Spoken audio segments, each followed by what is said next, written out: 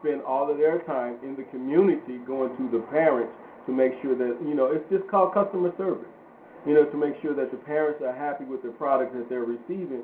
And if not, they should be the ones going back to the superintendent and telling him or her that this is that's something that's not working, and this is going to affect this community that way, that community this way, and A, B, C, and D.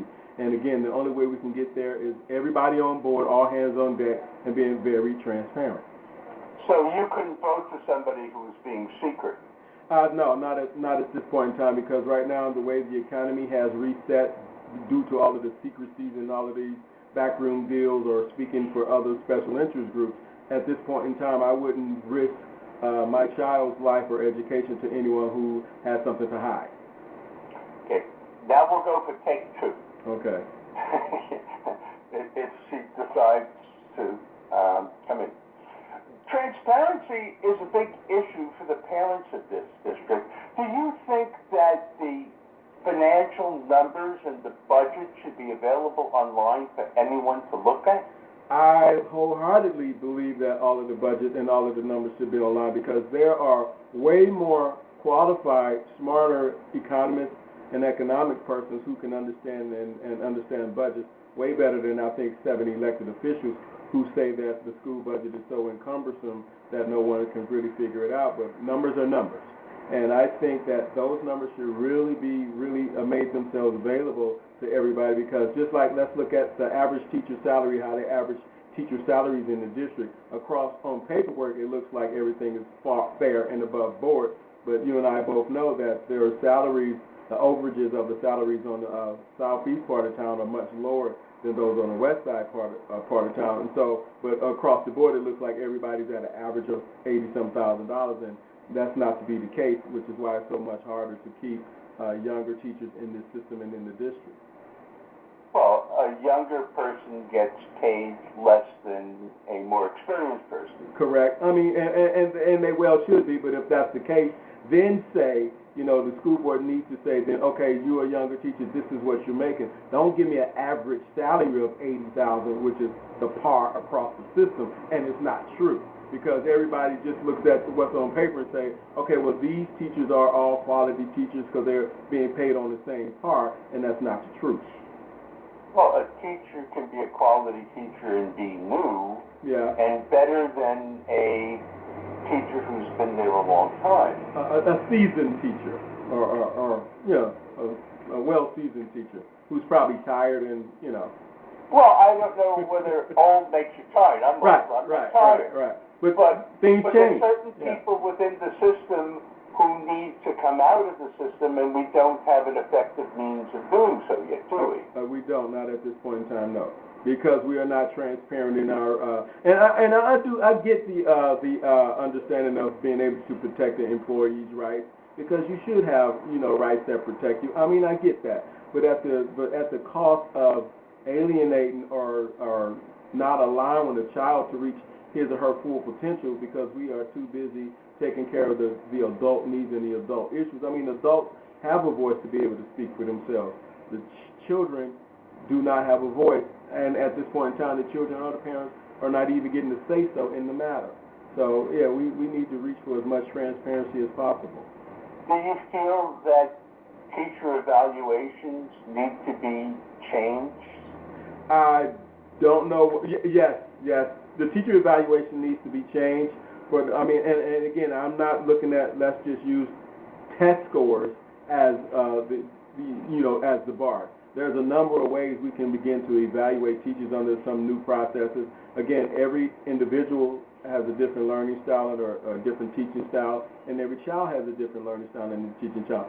So I believe if we begin to assess the teachers and assess the students at the beginning of the year and look at the added value and the growth at the end of the year, then we can begin to see some of the triggers and some of the levers that are really working for the children. So I think the evaluation process probably needs to be brought up to the 21st century as well. The issue that I see is that if you go strictly by value added, every child is learning at their own pace. Mm-hmm. And each child comes to the school with certain issues and problems from home, Right. and past performance and past education. Correct. And if you have a child who is learning and the teacher is working hard, but the child isn't able to learn more that year, why should you blame the teacher? Well, I wouldn't at that point. I wouldn't blame the teacher. If there was early evaluations of the student and what's been happening with the student, because again, we have to look into all of the triggers Right. that surround the child to see, what is this blockage? What's blocking this student from learning from, second grade to third grade? What is the blockage? What's changed in this person's life to make them, kind of fold in and not receive the information? And so you see the issues that we have with setting up a fair evaluation system, that there are all sorts of external criteria that have to be included some way.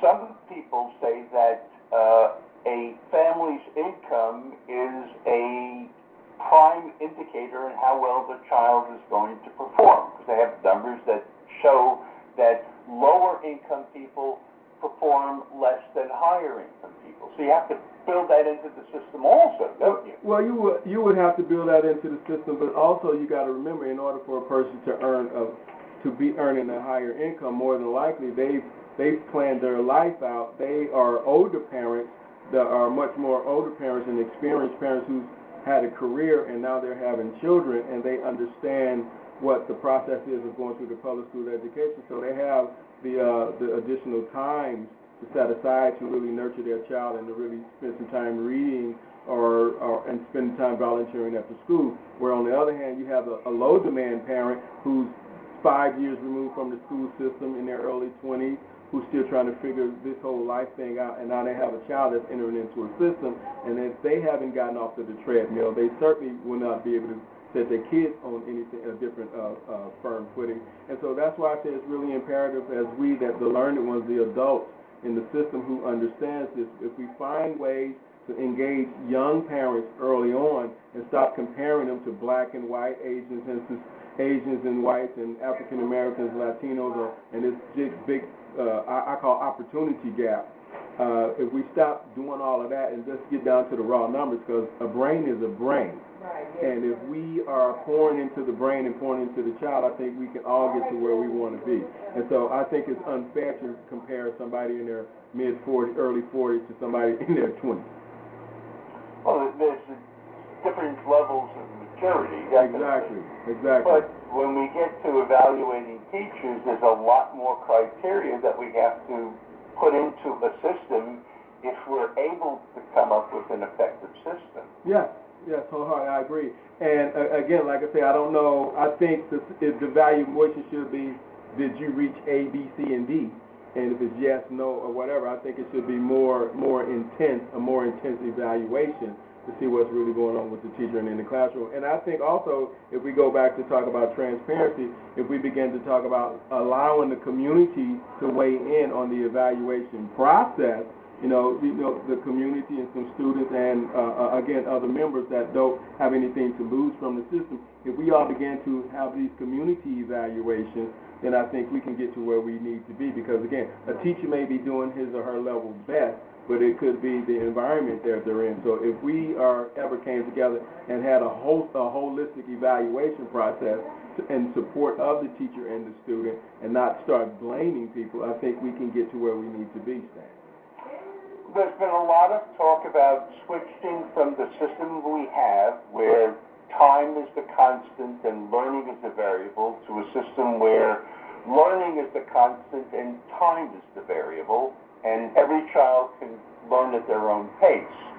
If you got on the Board of Education, would you favor switching to a system where every child learns at their own pace? Well, if it's different than the system that we currently have, I'm in favor of switching from anything that we currently have. That's a proven model that is not working. So I am so for that, because, again, as a father of four daughters, they have the same mother and the same father, and they have the same socioeconomic background, and we all live in the same environment. They all learn completely different. And we as parents, we had to recognize that and realize that the 4 daughters that we have learn completely differently, and we had to cater to those styles. And so we would spend time with the teacher really sharing with them the way they receive information and the way they perceive information.